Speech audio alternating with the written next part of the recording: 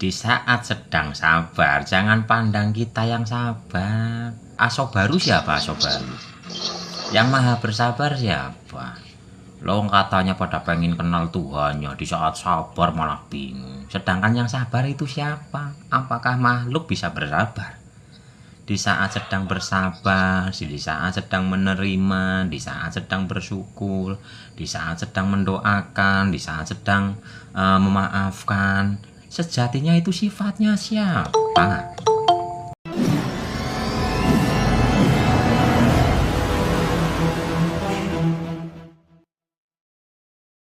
Atau di Afrika, atau di Indonesia lagi, atau di binatang, atau di tumbuhan dan sebagainya. Oke. Jadi yang terlahir lagi yang harus mendapatkan pengadilan itu sang jiwa, bukan ruh. Kalau ruh itu nggak pernah kemana-mana. Waalaikumsalam. Jiwanya gitu ya. Ya, jadi jiwanya yang hanya berganti baju. Tapi kesadarannya masih tetap gitu apa gimana? Dilupakan. Kesadarannya itu dilupakan. Kesadaran seperti ini kan? Ini dilupakan, tapi akan diingatkan dengan apa yang dialami saat ini sekarang ini. Bapak Ibu merasakan dibenci, hidupnya menderita, permasalahan dan sebagainya, itu adalah kesadaran Bapak Ibu di masa lalunya lah. Sekarang sedang diingatkan kembali, ini loh tanaman yang dulu pernah ditanam. Luar biasa banget Mas. Hampir 50 tahun saya itu. Lah makanya kalau di Al-Quran tidak ada yang mendolimi diri kita kecuali diri kita sendiri. Ya, sekarang kita hidup, apapun yang terjadi itu adalah buah hasil dari tanaman kita sendiri di kehidupan sebelumnya. Waalaikumsalam. Yang tahu pernah hidup di mana kayak gitu-gitu orang tertentu aja atau gimana? Ya nggak penting kalau masalah kepengen ngelihat masa lalunya siapa, hidup di mana, itu nggak penting. Yang paling penting adalah terima semua yang terjadi saat ini sekarang ini, bersihkan hati, nanti paham oh hikmah di sebalik kejadian itu apa. Apakah itu adalah peringatan atau hukuman kita di masa lalu, atau di situ kita sedang diberi hikmah atau sedang diuji. Jadi nggak perlu. Waalaikumsalam.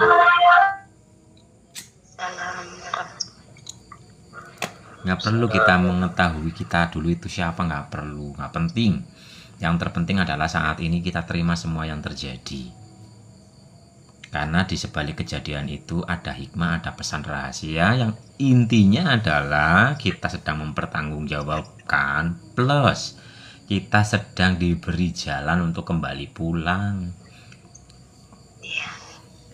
Jadi nggak usah menyalahkan siapapun, berhenti untuk menyalahkan. Ya, memang luar biasa banget sih, ya Allah. Luar biasa hidupnya gitu. Luar biasa hidupnya dihancur, leburkan, digempur dan sebagainya, ya berarti luar biasa dulu tanamannya. Iya benar-benar sih Mas. Sekarang sadar tuh udah hampir 50 tahun juga. Waduh luar biasa banget. Alhamdulillah masih diberi kesempatan untuk mengetahui sehingga menebus karmanya. Menebus karmanya dengan apa? Berbuat kebajikan. Mas, maaf mau motong. Artinya tanaman yang dulu, perbuatan kita yang dulu ya. Jadi kita misalnya nyakitin kita, itu dulu yang kita sakitin gitu. Betul sekali. Apa gimana? Oh. Jadi yang sekarang menjadi keluarga, menjadi teman dekat, tapi katanya dikhianati, disakiti, itu dulu-dulunya karmanya sangat gede. Semakin besar karma kita kepada orang, itu semakin didekatkan kok. Ibarat dulu musuhan, sekarang malah jadi keluarga, sehingga dalam keluarganya panas, saling salah menyalahkan dan sebagainya. Mas, jujur nih saya itu PR terbesar di kehidupan saya sekarang ini adalah ibu kandung sendiri dan pasangan saya. Nah, saya udah terima nih Mas. Nah, tapi saya sampai ke psikiater, psikolog dan segala macam ya Mas, mengalami kebangkitan sampai 2 kali. Nah, meskipun gimana ya, saya menerima beliau ya, tapi saya tidak mau deket-deket gitu demi kesehatan mental saya. Apakah yang baiknya tuh seperti apa ketika kita secara hakikinya jiwa kita sudah menerima bahwa kita terikat karma di kehidupan saat ini, dia ibu saya. Apa yang harus saya lakukan Mas? Itu ibu kandung sendiri yang melahirkan saya Mas. Mau boleh minta wejangannya Mas? Yang penting jangan sampai benci. Umpama menghindar untuk kesehatan mental nggak masalah. Yang penting jangan sampai benci. Lah di saat sedang menghindar, bersihkan hatinya. Terus bersihkan hatinya sampai kita benar-benar bisa menerima ketika berdekatan, nggak ada rasa dendam, marah, kecewa dan sebagainya. Lah di saat lagi mengasingkan diri atau membatasi diri ya, untuk kesehatan mentalnya, tetap harus bersih-bersih hati. Karena yang sakit bukan yang di luar, yang sakit adalah yang di dalam. Ketika yang di dalam sudah tersembuhkan, dengan orang yang ibarat dulu paling dibenci atau paling menyakiti kita, asal yang di dalam itu sudah sembuh, itu sudah biasa saja. Kalau masih ada ketika dekat loh ya, masih terbesit, tidak terima, marah dan sebagainya, itu tanda di dalam hati masih ada sebesit kekotoran yang harus dibersihkan.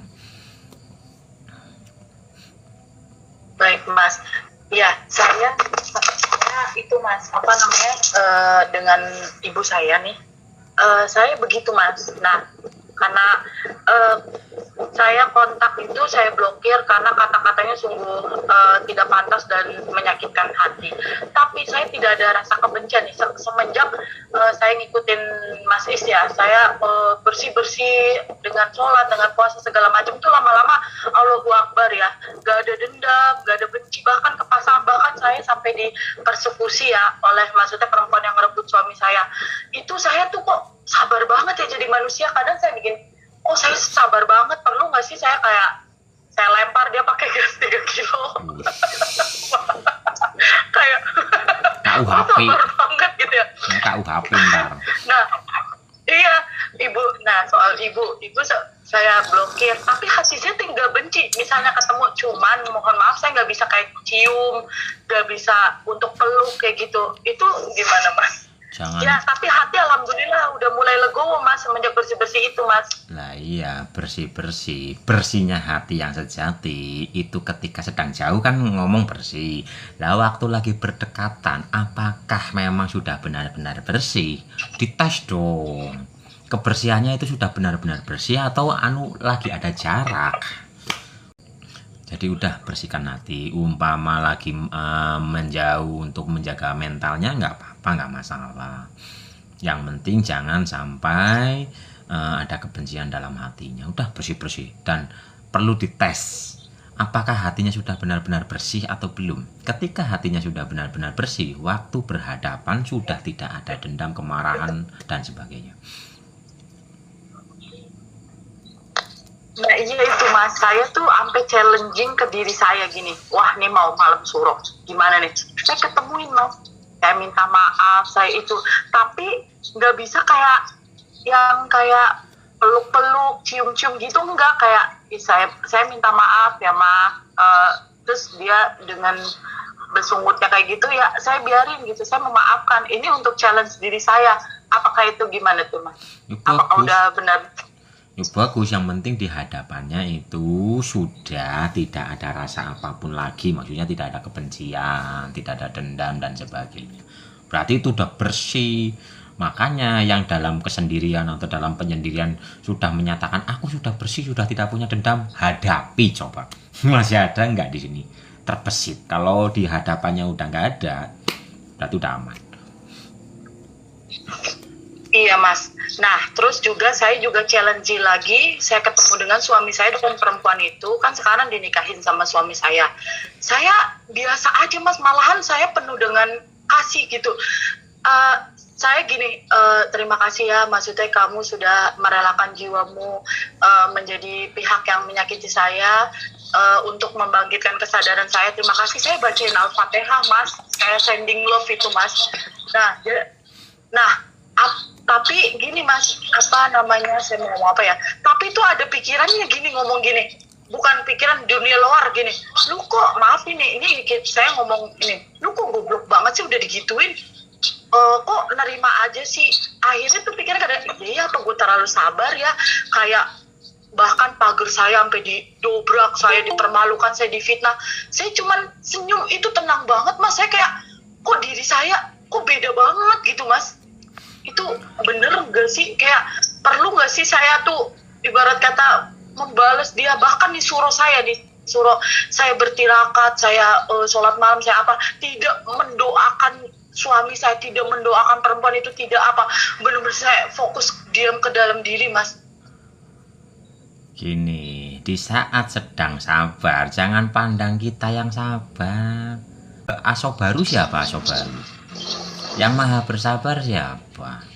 Lo katanya pada pengen kenal Tuhannya, di saat sabar malah bingung. Sedangkan yang sabar itu siapa? Apakah makhluk bisa bersabar? Di saat sedang bersabar, di saat sedang menerima, di saat sedang bersyukur, di saat sedang mendoakan, di saat sedang memaafkan, sejatinya itu sifatnya siapa? Bukankah itu kita sedang dikuasai oleh kuasanya, oleh sifatnya? Katanya pada pengen kenal Tuhan. Lah di saat sedang merasakan Tuhan malah kebingungan gitu loh. Makanya Tuhan gak perlu dicari, cukup diaplikasikan sifat-sifatnya. Manusia itu mewakili sifat ilahi. Allah maha pemaklum, ya kita harus memaklumi.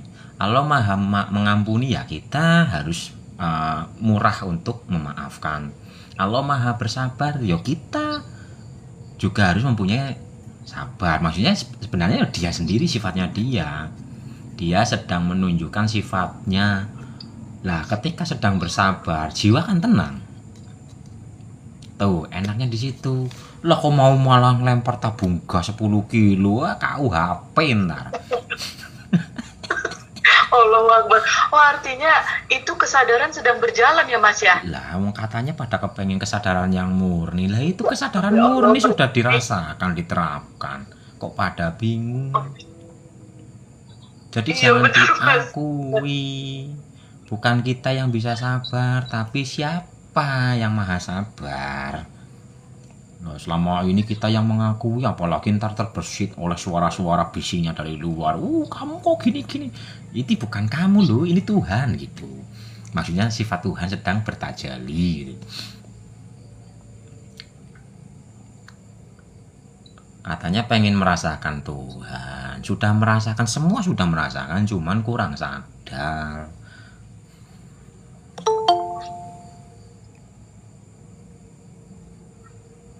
Nah, tinggal rasa itu diaplikasikan continue.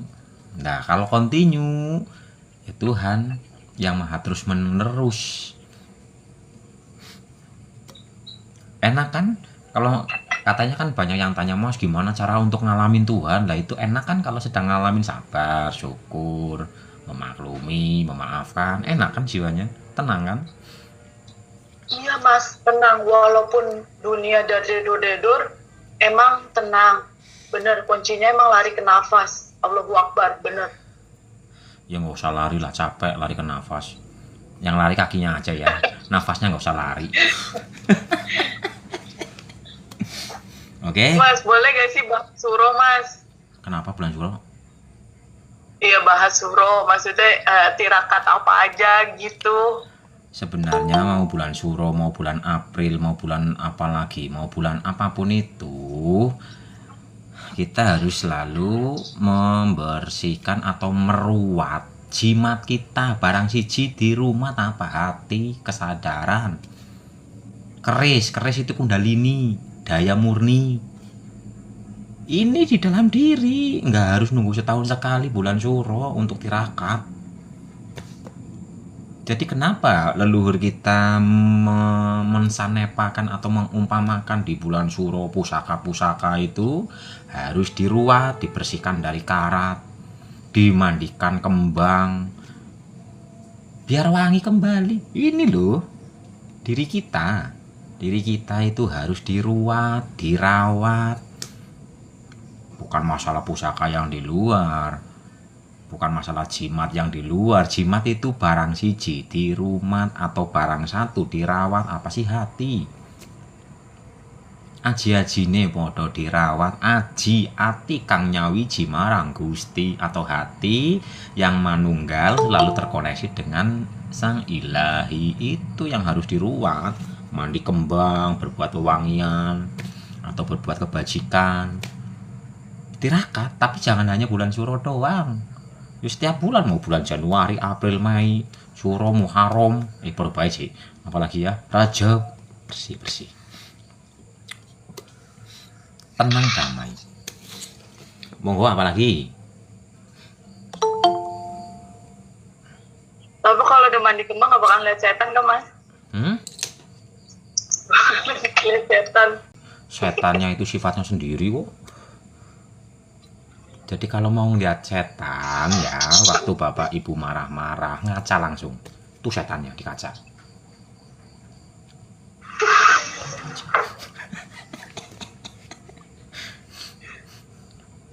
Assalamualaikum mas, sedulur semua, rahayu, rahayu, rahayu. Waalaikumsalam Pak Amir, rahayu. Waalaikumsalam, rahayu. Assalamualaikum mas Is dan bapak ibu semuanya. Waalaikumsalam Pak Amir. Saya ini kalau misalkan habis sadar nafas, ya sadar nafas itu olah nafas, habis olah nafas itu jadi sadar nafasnya sebentar gitu udah capek, itu gimana? Sadar nafas apa olah nafas? Setelah olah nafas, Oh. terus disambung sadar nafas gitu loh. Apa gimana? Ya kan seperti sadar nafas atau olah nafas itu kan seperti sedang memperbaiki diri ya Pak Ibu, ibarat sedang olahraga. Olah nafas kan itu untuk memperbaiki diri, olahraga, untuk memperbaiki meridian dalam diri atau jalurnya energi atau pemurnian, inilah sistem saraf dan sebagainya. Jadi alam bawah sadar kita itu dandan. Alam bawah sadar kita itu sedang bekerja pemurnian, pembersihan. Akhirnya ya capek. Dari capeknya, tapi capeknya ringan. Iya. Ringan apa Iya, enggak? benar, Capeknya ringan apa enggak? terima kasih banget itu setelah dengerin itu apa pembersihan dari Mas Is itu, hati benar-benar bisa lega. Udah, yang penting praktek nanti merasakan sendiri, mengalami sendiri. Tuh. Ya mohon doanya Atau ini pengetahuan baru. Maksud saya bukan baru, cuma baru dengan jadi pada saat di tradisi Jawa tentang meninggikan pusaka di malam satu Suro itu kan bahasa Sanepa, artinya ke Kundalini kita yang berwujud keris ya di Sanepa orang Jawa. Assalamualaikum Mas Is, Bapak Ibu semua, rahayu. Waalaikumsalam Pak Solihin. Waalaikumsalam. Ayo lanjut Pak. Seumpamanya tanpa kita menyijikan pusaka, terus kita menyijikan Kundalini tadi, saat nafas maupun olah nafas itu apakah sama saja karena terus kita mengingatkan kita dari benda-benda yang ditinggalkan itu. Waktu suara. Gimana Pak, suaranya kurang jelas. Saya cuma dengar apakah sama saja, apanya yang sama gitu loh. Saat kita membersihkan diri kita dengan olah nafas maupun sadar nafas, dan sanepanya terus itu kan tulang ekor kita ke atas itu kan jalur energi yang sejati, yang murni, yang diberikan Tuhan kepada kita. tradisi di Jawa itu kan satu suro atau satu muara kan banyak membersihkan atau memandikan benda pusaka. Seumpamanya kita tidak memandikan benda pusaka, tetapi dengan membersihkan tadi kundalini kita itu apakah sama, Mas? Atau harus dibersihkan dua-duanya yang punya benda pusaka itu? Begitu, Mas. Oh, apakah ketika Pak Aka punya keris terus hanya memandikan yang di dalam saja, yang di luar itu nggak dimandikan sama saja? Yo jelas beda. Wong yang di luar itu bersih, kalau nggak dimandikan, ibaratnya loh, yo kalau nggak dibersihkan, nggak dirawat, yo karaten, yo dirawat, tetap dirawat kalau yang di luar. Kan untuk koleksi. Assalamualaikum Mas I. Dan teman-teman semua. Assalamualaikum Bapak Ibu. Assalamualaikum Mas Is dan Bapak Ibu. Waalaikumsalam.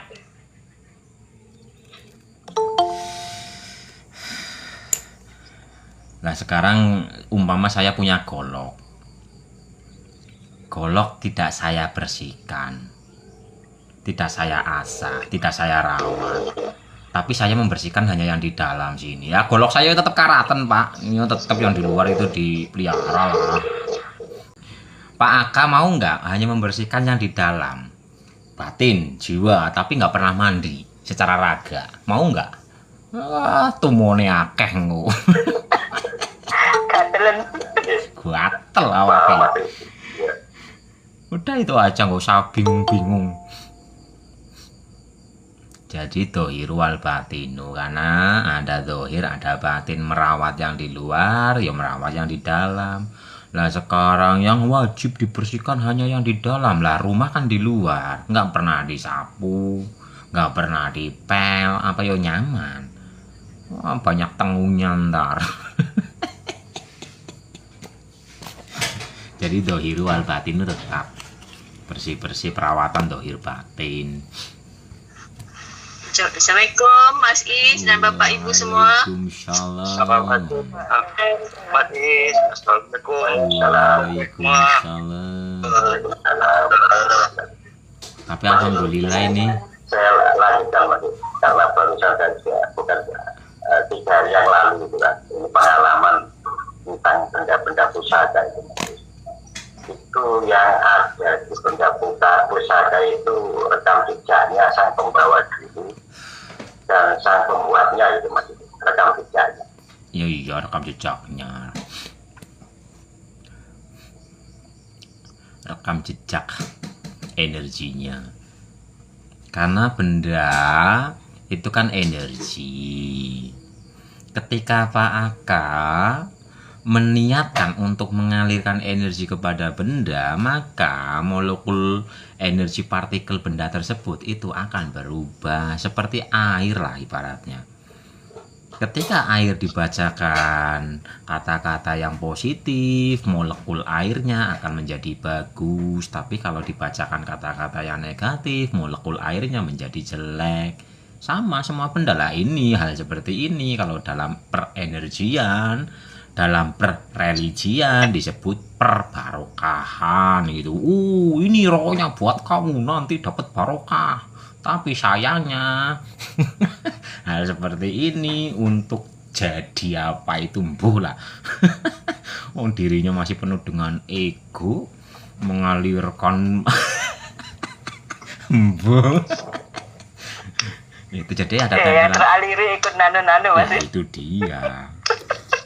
Kalau sekarang sebenarnya sudah bukan masalah mengalirkan energinya. Kalau sekarang umumnya itu hanya sugesti. Karena sudah mempunyai nama besar, sehingga dengan permainan kata alam bawah sadarnya tersugesti. Sehingga ketika mempunyai barang darinya, alam bawah sadarnya mensugesti, akhirnya keyakinannya kan timbul. Kalau orang zaman dulu memang benar-benar ada aliran energinya, tempelan energinya.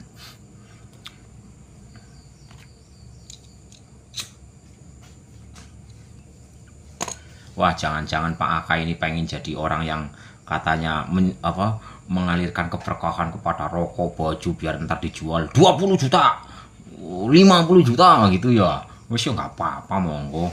Resiko tanggung sendiri.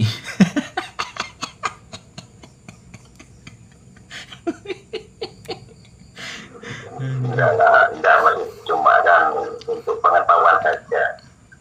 Karena kebetulan yang cerita itu kan putra saya sendiri, Mas.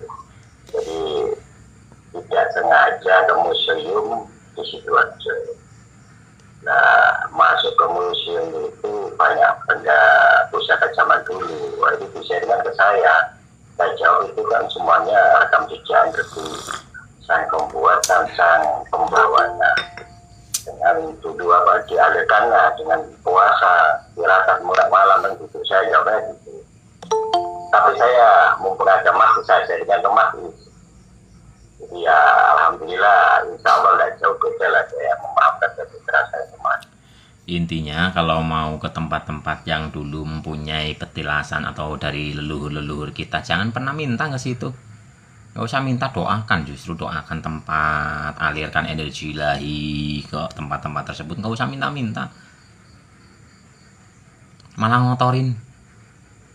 Yang dulu-dulunya leluhur memancarkan paku bumi dengan pancaran ilahi untuk menjaga keseimbangan, akhirnya datang ke sana malah minta-minta, justru itu tempelan-tempelan ego menempel sehingga power cahayanya itu berkurang. Nah, jadi kalau mau ziarah kubur atau ziarah apa namanya itulah, di sana nggak usah minta-minta, tapi apa? Doakan tempat itu, alirkan energi ilahi. Jaga kata, jaga rasa, jaga pikiran di sana biar nggak mengotori tempat. Tapi bukan hanya di sana doang sih, ya di mana-mana. Tetap jaga rasa, jaga ucapan, jaga pikiran. Karena setiap saat kita memancarkan suatu getaran energi yang terekam oleh semesta. Jadi jaga. Wish intinya apa? Selalu terkoneksi dengan sang sejati agar selalu memancarkan energi yang positif. Nah, caranya bagaimana? Bersihkan hati, muter-muter kembalinya bersih.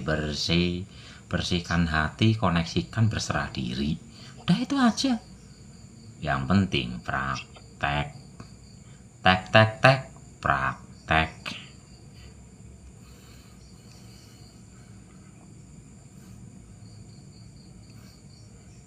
Enggak, apalagi sambil nunggu jam 8, ayo tanya jawab dulu. Ntar kan meditasinya jam 8, meditasinya tapi zikir ntar ya. Dengan zikir.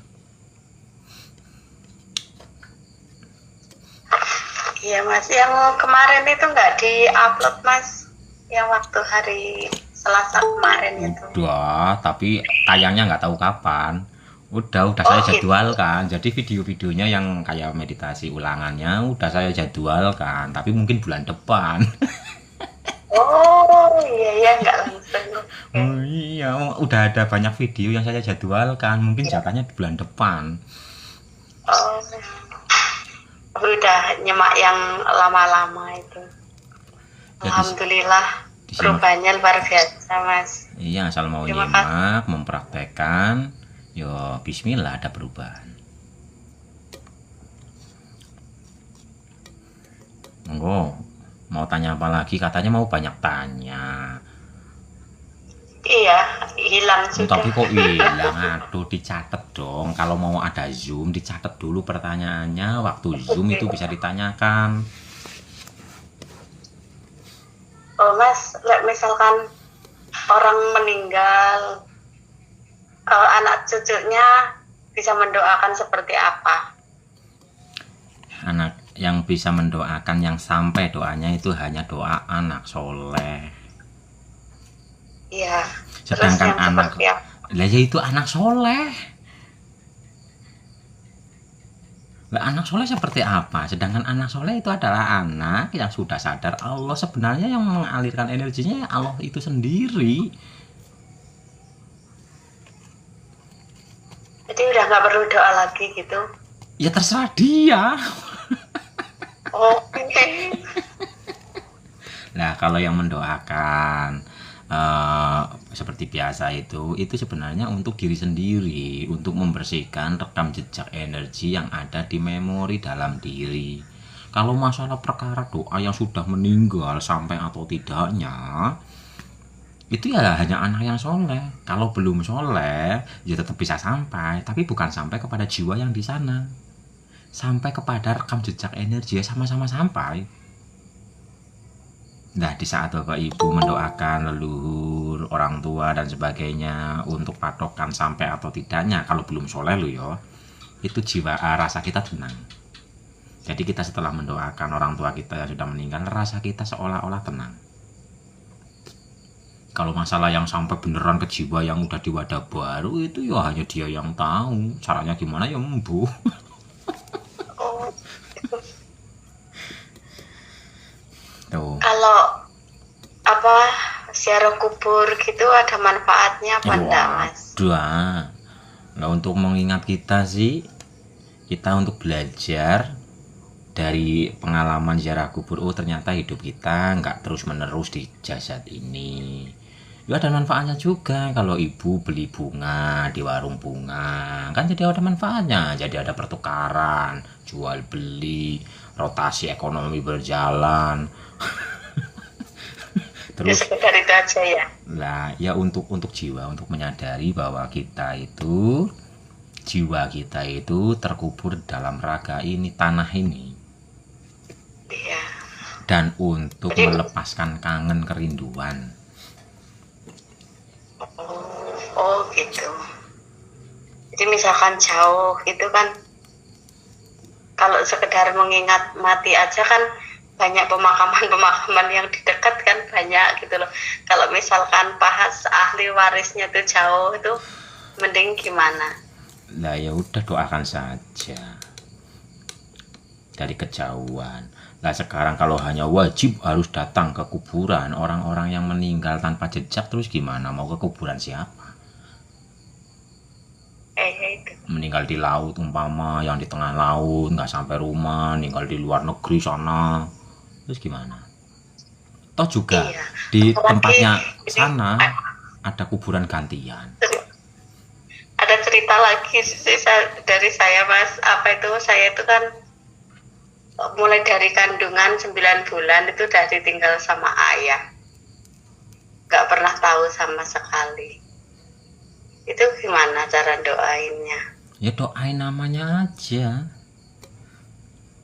kirim Al-Fatihah saja seperti biasa. Gitu. Iya.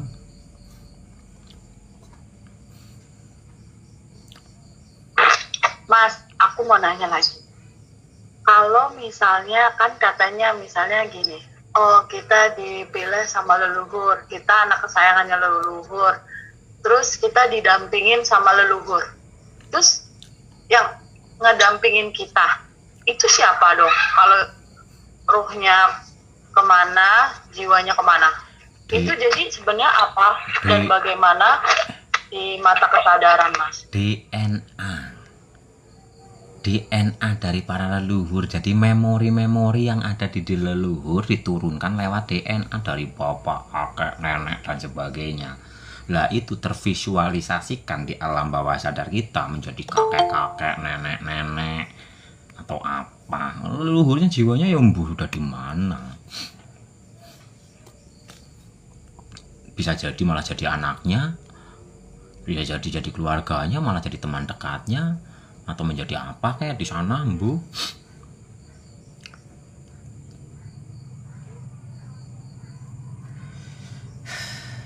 Karena di dalam DNA kita itu banyak sekali rekam jejak.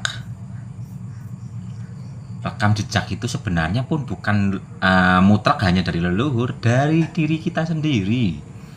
Kita dulu pernah hidup mempunyai sifat karakter begini, maka sang jiwa akan ketarik terlahir kembali kepada sifat karakter keluarga yang sama persis. Lah, cetak biru ini selalu diturunkan sesuai dengan diri kita di kehidupan sebelum-sebelumnya. Bisa dipahami?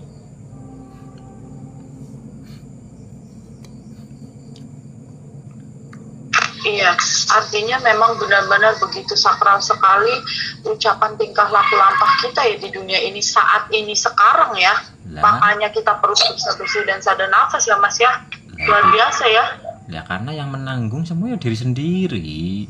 Makanya kita nggak bisa menyalahkan siapapun, orang tua, kakek, nenek, adik, paman, teman, nggak bisa. Semua yang terjadi pada kehidupan kita saat ini karena diri kita sendiri. Intinya kalau mau untuk merubah, bersihkan hati, dekatkan diri, berserah diri, kenal diri, kembali kepada sang sejati. Udah itu aja. Muter-muternya di situ-situ terus.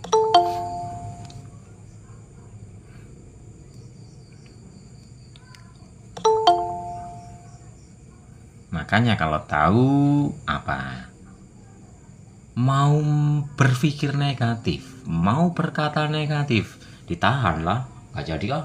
Ujung-ujungnya ya diri sendiri yang akan menuainya kok.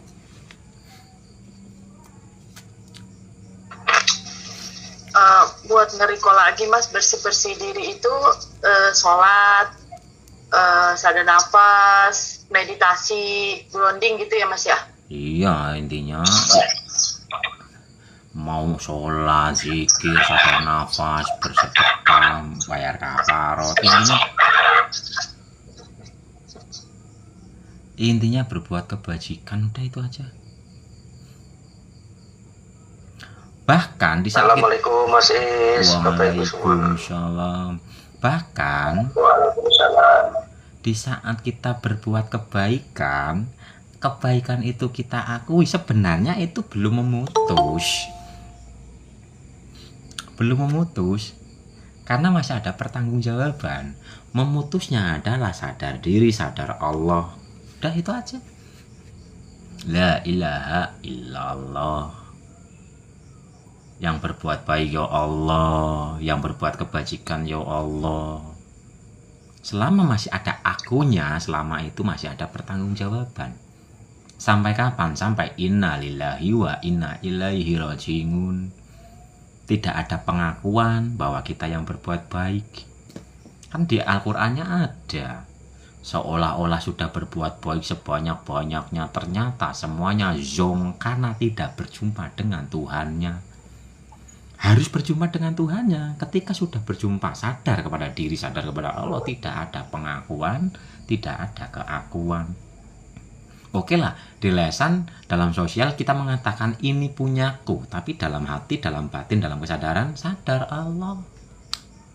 Lah itulah kebijaksanaan. Mentang-mentang sudah sadar diri, sadar Allah, ini punya Allah, Allah yang bergerak, Allah yang ini yo pentungi wong. Makanya ada hablum kalau enggak pas berbuat baik gini, aduh aku baik banget sih ya Allah. Itu dia. Udah intinya bersih-bersih, nanti tahu-tahu sendiri, paham-paham sendiri. Yang penting serahkan diri kepadanya, jangan ada pengakuan. Semakin berkesadaran, semakin luruh egonya, semakin lebur egonya. Sehingga menjadi aku sang jiwa, si hamba gitu loh. Belajar jati diri malah jadi ngaku Tuhan, aduh. Jadi hidupnya semaunya sendiri.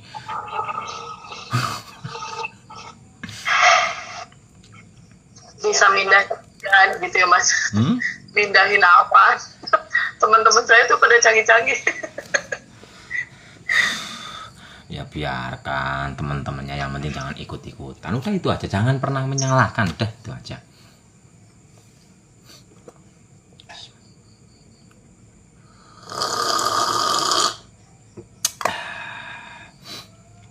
Mas, kalau saya dulu itu sering menghayal gitu ya. Terus khayalan itu ternyata itu kejadian. Terus semua khayalan itu suka banyak yang tersesali juga. Terus kalau sekarang udah biar ngalir aja gitu ya. Iyalah, mengalir aja. Apapun yang terjadi sekarang, hayalannya yang banyak yang terwujud. Umpama berkhayal jadi orang kaya, terwujud jadi orang kaya, tapi tak amanah, tidak rendah hati, tidak penuh kasih. Pertanggungjawaban kok, ditanggung sendiri kok. Loh, Berarti habis sholat juga nggak perlu doa-doa lagi ya Mas ya? iya perlu, sholat itu ya doa kok. Loh, sholat Oh, kan berarti habis doa. sholat tetap zikir dan doa ya? Lah iya, Robi firli, warhamni, wajibuni, warfakni, wazukni, wahdini, wangafini, wakungani. Itu kan ya doa. Al-Fatihah itu ya doa, tunjukilah kami jalan yang lurus. Kata siapa nggak perlu doa. Cuman nggak tahu artinya saja, jadi seolah-olah nggak berdoa.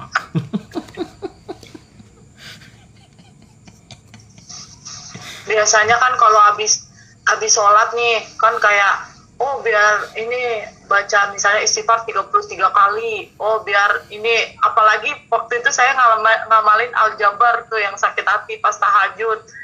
Biar dia mendapatkan karmanya. Sekarang udah enggak lagi.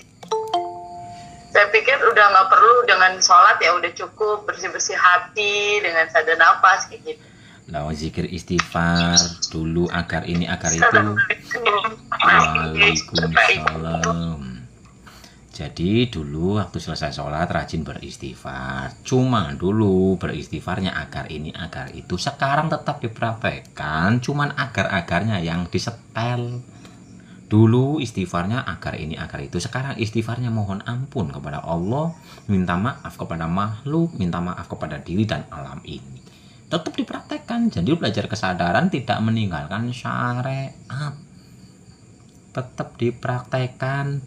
Dulu minta ini minta itu, sekarang mempraktekkan nggak minta ini minta itu lagi, tapi lebih sadar lagi.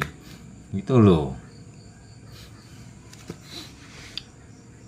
Cuman disetel ininya doang apa ya, kayak di radio itu sreset itu biar nggak kemeresek. Iya, udah habis sholat udah nggak pakai ajar-ajar ya Mas. Ajar-ajarnya buat bikin es campur. Iya, agar-agar jeli saja seger. Tapi alhamdulillah sekarang udah agak cerah-cerah, nggak kayak pertama pada ikut Zoom ya, putek-putek banget. Oh, datang pada permasalahannya menumpuk. Iya Mas, benar Mas, waktu itu hati Auranya masih menggairah ini ya Mas. Auranya Pak gurih-gurinjai. Sekarang ya. Karena rajin praktek,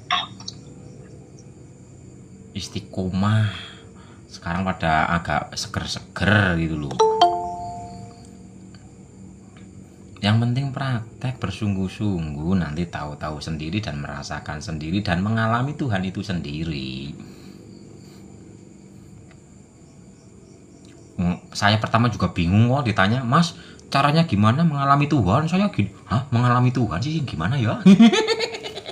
Saya detailkan lagi pertanyaannya gimana. Oh ini arahnya ke sini gitu. Oh, sekarang bahasanya yang tanya aneh-aneh, bahasanya udah macem-macem, bikin orang pada bingung gitu. soalnya media sosial sekarang luar biasa sih Mas. Nah sekarang itu iya, sekarang belajar jati diri itu bukan benar-benar menempuh untuk pengenalan jati diri. Sekarang hanya belajar IPS. Iya benar. IPS. Awalnya saya sebelum bertemu jenengan kayak gitu juga. Jadi mengumpulkan cerita IPS, ilmu pengetahuan spiritual. Itu IPS. Iya. Bukan menjadi pejalan spiritual, tapi belajar ilmu pengetahuan spiritual. Baru pengetahuannya. Kalau sekarang kan banyak diem. Iya betul Mas. Dulu saya jujur di kebangkitan yang pertama 2024 itu IPS. Jadi ngikutin spiritual, apa namanya komal-komal naik ke atas ngomongin tentang kesadaran. Terus ujung-ujungnya nanti ya nih apa tukar energi. Dari situ saya berpikir, nah terus teman-teman saya tuh bahkan sekarang Mas yang lettingan yang di 2024 itu sekarang buka kelas. Wih, udah di TikTok tuh followernya udah banyak, buka kelas, pindahin bulan, hujan, angin, geledek. Nah, tapi pada saat di kebangkitan yang saat ini ya, justru saya ketemu spiritualitas tuh yang komalnya, yang adem, yang kayak Mas Is gitu ya. Saya sampai yang bener-bener nggak koma, bener-bener nggak ada tuh yang namanya tukar energi minta duit dengan alasan apa segala macam. Dan malahan sekarang nggak pakai teori, saya nggak pakai buku, bener-bener praktek dan cuman hening diem, udah lari ke nafas, udah nggak banyak ngomong itu guru-guru kayak Mas Is gitu, udah lari ke nafas. Dan itu kita yang mengalami sendiri gitu, bukan dari IPS, bukan dari buku. Itu Allahu Akbar banget, bener. Nah iya, pengetahuan pencerahan itu sumbernya dari dalam, bukan mendengar, bukan membaca, bukan menghafal. Yang penting hening, dah itu aja, dengan sendirinya akan muncul sendiri. Kalau masih IPS ya cicis cicis gitu loh.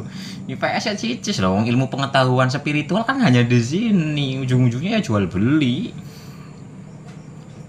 Tapi ya nggak apa-apa buat rame-rame dunia. Kalau nggak kayak gitu nggak rame. Cici sama cup-cup ya Mas.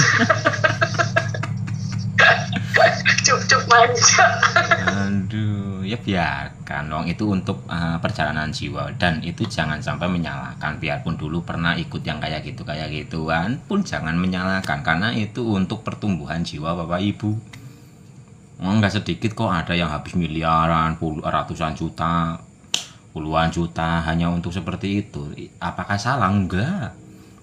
Itu untuk memetakan pertumbuhan. Kalau nggak dihadapkan dengan seperti itu, nggak ada pertumbuhan. Nah, karena menghadapi seperti itu, akhirnya kan kritis nih. Akhirnya kesadarannya itu menuntun, gitu loh. Jadi ya udah, nggak usah menyalahkan. Doakan saja, tambah sukses, tambah kaya orang-orangnya. Oke, jangan menyalahkan yang pertukaran energi, yang ini, yang itu, nggak usah. Karena alam ini mempunyai step by step. Jadi lewat jalan itulah Tuhan sedang menyadarkan. Mau lewat pertukaran energi, iya monggo. Jurnalnya didoakan agar cepat kaya. Kalau udah kaya kan udah gak minta-minta lagi nanti. Nah itu dia. Aduh, biarkan saja, nggak usah menyalahkan siapa-siapa. Jadikan itu adalah pembelajaran untuk yang sudah pernah di fase itu. Jadikan pembelajaran, karena lewat pelantara itulah kita semua bertumbuh sampai sekarang saat ini. Indah kok. Semua berjalan sesuai kesadaran. Iya, sesuai dengan karma. Prosesnya. Betul. Ya diperjalankan lewat aman aja. Tapi sekarang alhamdulillah bertemu Mas Is ini udah luar biasa banget. Yang penting praktek, karena yang memahamkan diri sendiri.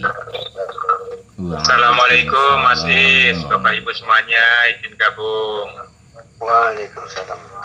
Waalaikumsalam. Dan udah ini kok bisa dirasakan kok.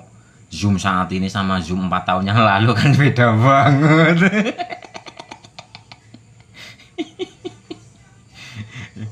Zoom saat ini nih, Zoom yang sekarang sama Zoom yang masa lalu 4 tahun yang lalu itu beda. Kalau 4 tahun yang lalu mantep. Karena masih IPS pada. 4 tahun yang lalu mungkin ada banyak dari yang perdagangan itu mungkin. Jadi membawa dasar masing-masing. Kalau sekarang alhamdulillah udah anteng-anteng, sehingga tidak hanya mendapatkan pencerahan dari dalam, tapi rasanya pun akan berubah. Yang tadinya nggak sabaran jadi sabar, yang tadinya pemarah jadi lebih sabar, yang tadinya keras menjadi lembut, dan sebagainya. Intinya, semakin mendapatkan pencerahan, sifat, karakter, perilaku kita akan ada perubahan. Beda kalau IPS. IPS makin cerdas, makin sombong tanpa disadari. Gampang bereaktif, gampang menyalahkan.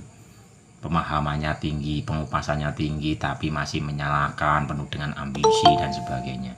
Tapi kalau pemurnian jiwa raga, ya anteng. Udah bersihkan saja.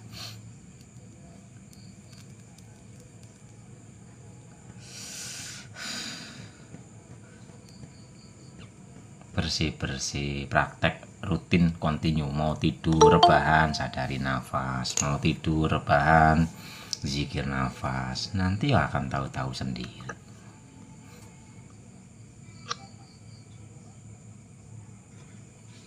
Satu patang lagi nih, habis ini mulai meditasinya nih, jam 8 kurang. Assalamualaikum. Waalaikumsalam. Waalaikumsalam.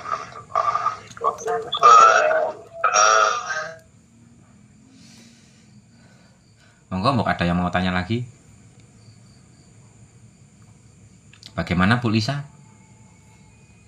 Apa yang mau di-sharingkan?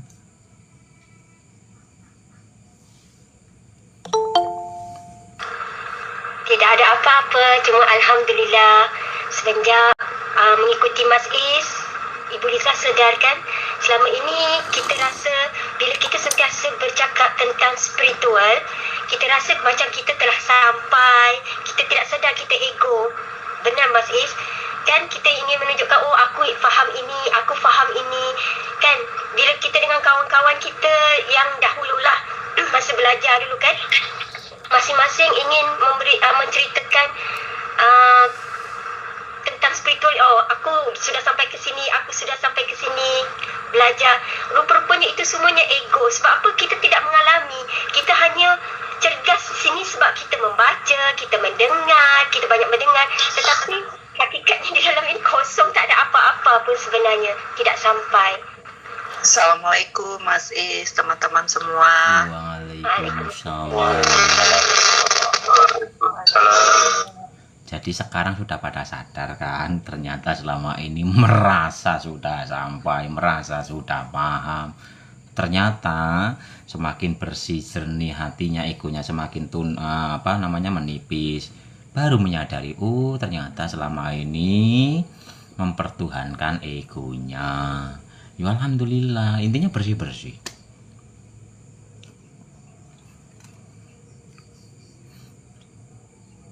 Bukan semakin kalau hanya mendengar, melihat, bertanya, mendapatkan jawaban itu memang cerdas, tapi egonya nggak lebur gitu loh. Nah peleburannya adalah tafakur, meditasi, sadar nafas, praktek. Sehingga sekarang kan bisa, oh ini ego toh, oh ini toh, kan gitu. Sehingga tidak bertanya lagi kan, tapi dalam dirinya sendirilah akan, oh ini suara ego, ini suara sejati, oh ini pikiran, oh ini perasaan, oh ini luka yang belum terselesaikan. Hanya itu aja.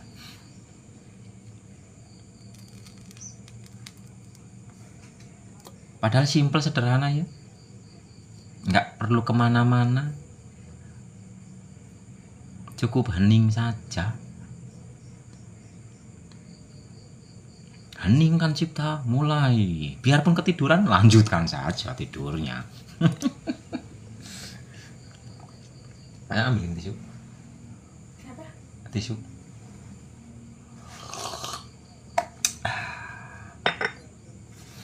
Oke, teruslah bersih-bersih.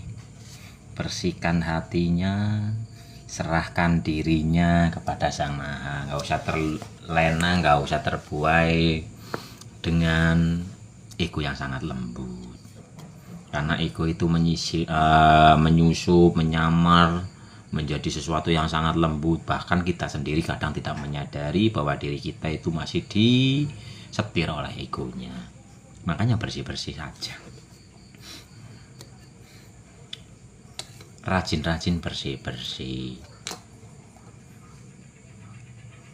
Kayak Bu Lisa pertama datang, tanyanya yo berapa lembar kitab tuh, sekarang kan enggak.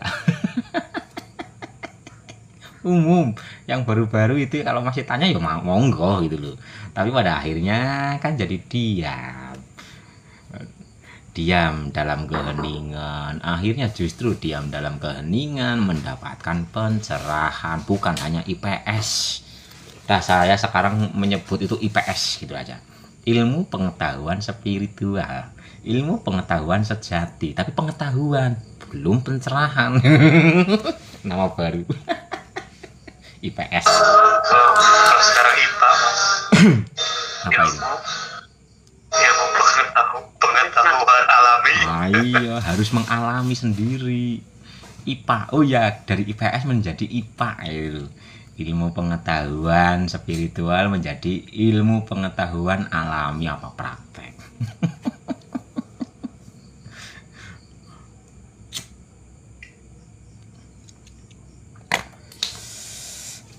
Ngabisin ini ntar mulai nih meditasinya. Tapi nanti akhir bulan atau awal bulan Zoomnya libur dulu, soalnya saya mau kopdar di Malang. Jadi mau ke sana dulu, saya mau ke Jawa Timur dulu.